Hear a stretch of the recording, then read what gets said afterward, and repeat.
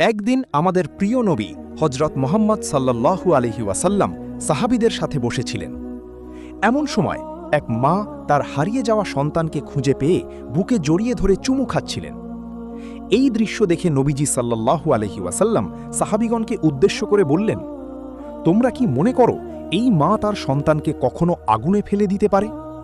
সাহাবী হজরত ওমর ফারুক রাদিয়াল্লাহু আনহু বললেন, না ইয়া রাসূলাল্লাহ, কখনো না। তখন নবীজি সাল্লাল্লাহু আলাইহি ওয়াসাল্লাম বললেন, আল্লাহ তাআলা তার বান্দাদেরকে এই মায়ের চেয়েও ৭০ গুণ বেশি ভালোবাসেন। সহিহ বুখারী। সুবহানাল্লাহ!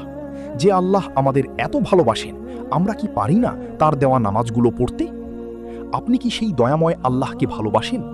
যদি ভালোবেসে থাকেন তবে ভিডিওটিতে একটি লাইক দিন আর কমেন্টে ইয়া আল্লাহ লিখে আপনার কৃতজ্ঞতা প্রকাশ করুন। এমন আরও হৃদয়স্পর্শী ইমানি ভিডিও পেতে আমাদের চ্যানেলটি এখনই সাবস্ক্রাইব করে রাখুন। আল্লাহ আমাদের সবাইকে তার প্রিয় বান্দা হিসেবে কবুল করুন। আমিন। ভিডিওটি শেয়ার করে আপনার প্রিয়জনকেও আল্লাহর অসীম রহমতের কথা জানিয়ে দিন।